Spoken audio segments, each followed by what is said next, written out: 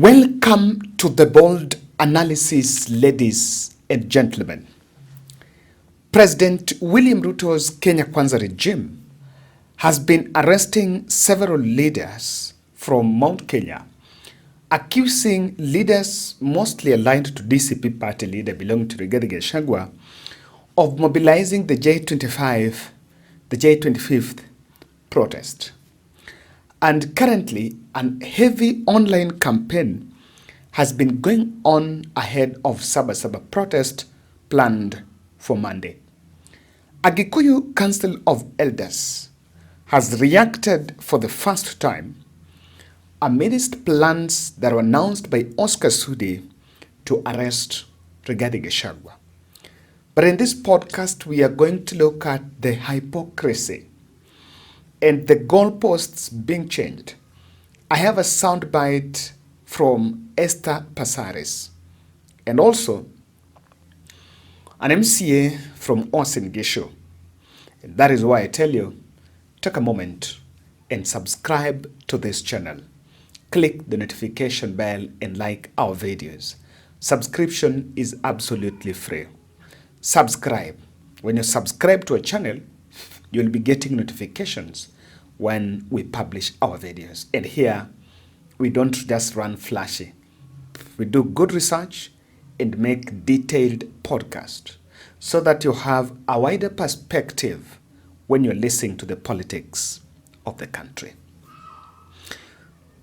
Without much ado, I want us to listen to the soundbite from Kikuyu Council of Elders, directly warning the president that the current suppression effort that is meted against the young people from Mount Kenya is not the way to go. National Governing Council ya Kikuyu Council of Elders. Na leo ni siku yetu ya kuongea kwa sababu kulingana na vile nchi iko. Na ningetaka nikumbushe kwanza viongozi. Hii nchi yetu ilipiganiwa tukitafuta uhuru wa nchi. Na watu walitafuta na wakakufa na wakamwaga damu. Na pahali tumefika wakati hiyo tulikuwa tunafukuza mbeberu. Imefika pahali sasa tunaona imekaa kama ni hivyo. Hakuna kitu baya kama kuamka. Tukiamka kila siku tunasikia watoto wetu wamekufa. Tukiamka tunasikia watoto wetu wamechukuliwa hatujui pahali wako. Wakati huo tuko na serikali ile inatakikana kutulinda na ilinde watoto wetu. Kwa hivyo leo tumekuja kusema nchi haiwezi endelea hivyo. Na tungetaka kusema hii ni maneno inatakikana iishe na iishe kabisa. Kwa sababu kila ukienda pale na tuseme ukweli, hii nchi iko na kilio. Excellency William Ruto. Hiyo kiti ni kiti ya kushunga wa Kenya wote. Na inatakikana wakati amekalia hiyo kiti ajue ni lazima aongee na watu viongozi wote na watu wote wa hii Kenya. Doesn't matter wewe kama uko hapo kama president uko na opposition. Opposition sio kusema sio wa Kenya, ni wa Kenya. Na mtu kukosoa kitu hata serikali sio vibaya. Na ni vibaya mtu akikosoa serikali anakuwa adui. Kukosoa sio kusema lazima watu wapigane au wauawe. Kwa hivyo watu wakae chini. Ndio tunasema ni lazima watu waanze kuongea. Sababu tukiendelea hii tunaona hii nchi yetu inaesaisha. Sisi wenyewe badala ya mbeberu sasa tumalize nchi yetu. Ni vibaya sana after miaka 60 kuendelea mbele. Sasa tumerudisha nyuma. Hata sasa hata ile tuseme ile vitu watu wametafuta utajiri yote tumeanza kumwaga chini.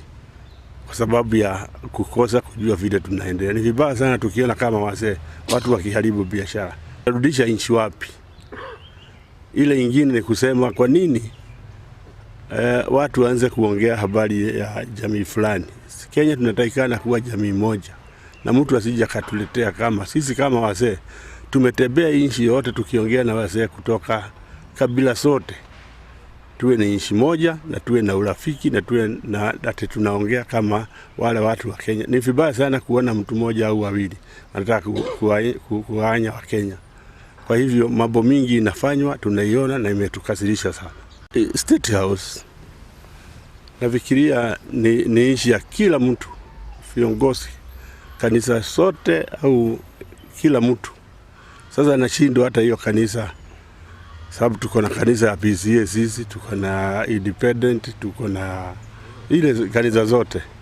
Sasa ni akina nani watakuwa anaenda hiyo kanisa iko huko? Sababu tukielezwa ni gani? Sababu watu wako na denomination, na tuko hata na Waislamu. State House nafikiria ni ya kila mtu. Kwa hivyo ukienda ufikiri umeweka kanisa hapo, hata ukituambia ni pesa yako umeweka ya nani yako, alafu ukitoka itakuwa kanisa ya kuedwa na nani? Mimi nafikiria hiyo kama wazee angefikiria sana. Na alisema anajenga na pesa yake. Hangekosa pahali ya kujenga kanisa huko nje ya State House, ile haitaleta maneno mingi. Tena hiyo pesa yote tunasikia inatumika kama wazee.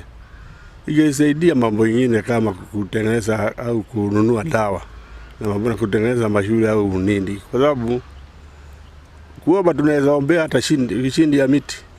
Sio lazima tutumie pesa mingi ati kanisa tunajenga. Vibaya sana ati ulete hiyo bill ikipitishwa, ni kusema sasa unaongeza makosa mingi kwa vijana wetu wakitafuta haki.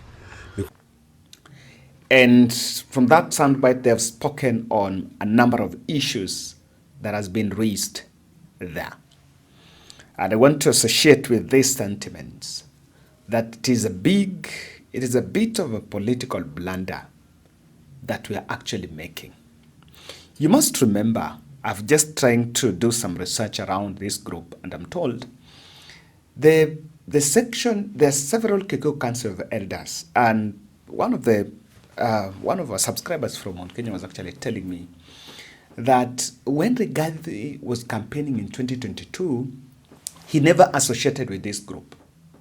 And in fact, if you remember, this group actually endorsed Martha Karua. And this group is normally aligned towards Mama Ngina, or rather the Kenyatta family. So when you hear them, and actually this is a person who's telling me, Kevin, make sure you do this analysis on especially centering on this Kikuyu Council of Elders. He was saying, when you see this group putting up their voice, this represents this group of elders. In Kikuyu, there are three groups, three leadership groupings.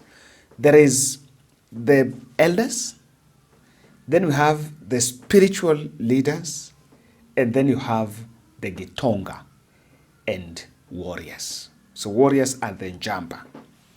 So the Njamba are the people that go to war. But then you have all these groupings. And one of the things happening here is, he was actually telling me that all those groupings I've mentioned will actually regroup and unite at one cause. And if the president is not a bit more careful, those four groupings are going to unite to push back against a common cause.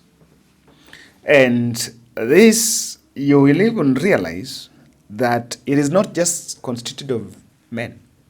There are also elderly women part of it. I think penye wazee haparibiki maneno.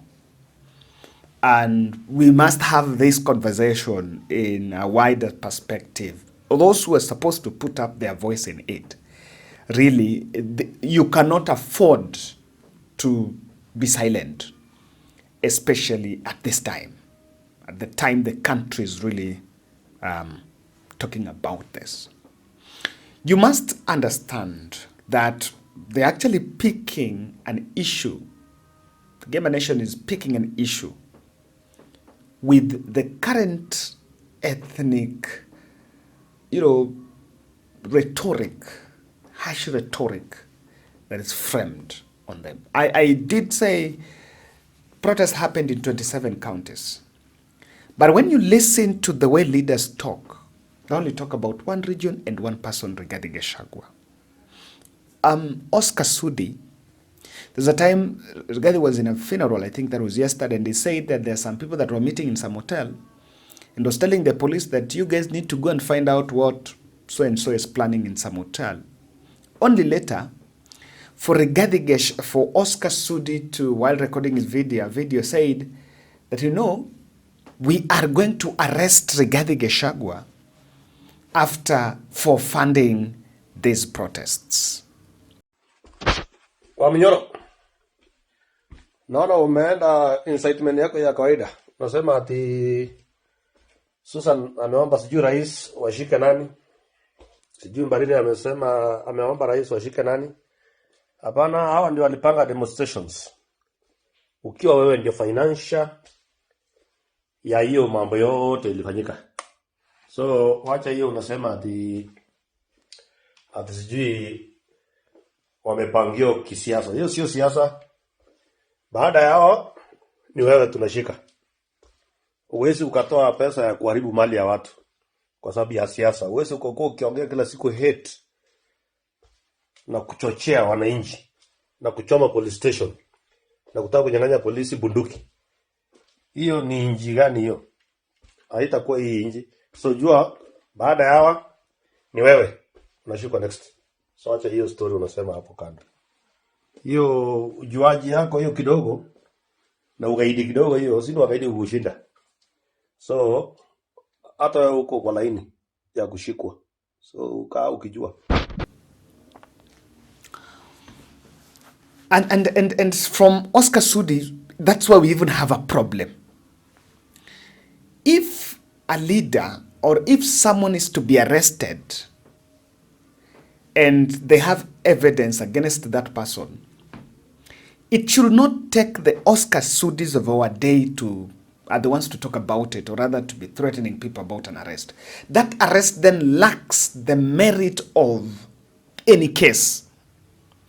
If DCI and the institutions, which we believe are competent enough, picking from the words of Matiang'i, are competent enough to pick who and who is doing what at what time, then do you know you should arrest those perpetrators or those financiers without involving the political players. And with Sudis recording such selfie videos in their houses, telling their supporters about how they are going to arrest Gachagua and so, it doesn't bring, it's actually politicizing it. It's just someone trying to tell us, you know, I know more that you know.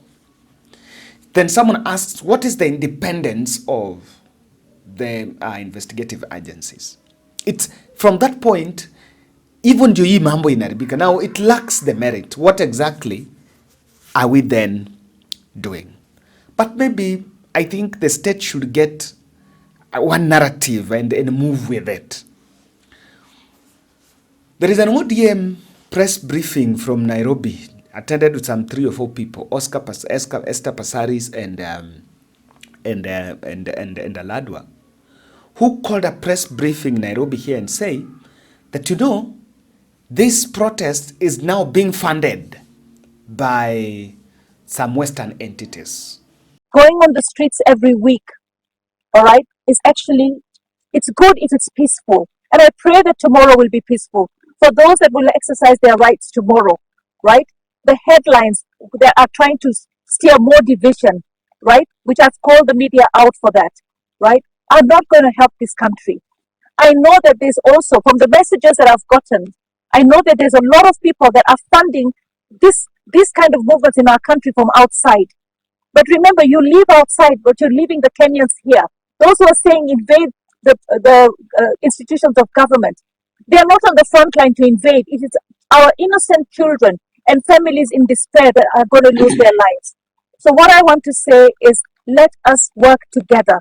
We need to dialogue together and resolve the problems. If Raila could do it, our party leader could do it with Uhuru Kenyatta. If our party leader again can do it with William Ruto, it shows that Raila has everybody in mind. He has this country's peace and prosperity in mind.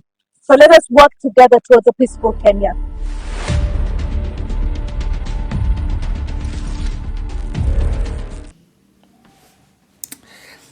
Let me say it. Let me say something about this. What exactly is Esther Passaris' role in the current, the current government strategy to counter Gen Z protest? What exactly is her role? Why has she been picked? I'm a bit curious, and maybe I'm doing some research just to find out, trying to ask around, just to find out what exactly is her role, because she is the person who is used to push a bill on restricting demonstrations. At the same time, government is saying it is Rigathi who are funding, and now she's also calling another press briefing saying it is Western entities. And I understand ODM party is trying to distance themselves from that bill, but distancing outside parliament, we want to pay attention to what they will do when the bill is presented in the floor of house, because that's when we are going to see the participation of the MPs. Is Esther Passaris just an agent of confusion, or on whose payroll is she working? Is she an NIS agent just dispatched for both sides, or rather dispatched to try to bring, because she's talking about that and she's in a press briefing with Kina Aladwa. So something is not so clear here. I think they should get then should get one narrative, and I think they have gotten back to where they were in J 2024 last year. But Sudi should tell us, before we even arrest Rigathi, how about this Ziwa MCA from Uasin Gishu? Don't you think he should have been arrested first, even before dreaming of arresting Rigathi Gachagua? Yes. I think so.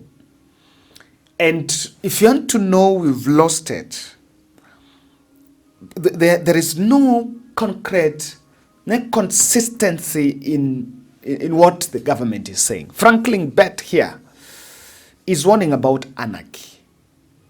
We've spoken about anarchy, I don't know how many times we've been speaking about anarchy. But we need to be a little bit consistent. And at this point, I want to agree with Fred Okengo Matiang'i. Fred Matiang'i said during the Citizen interview that the government has the capacity, the instrument,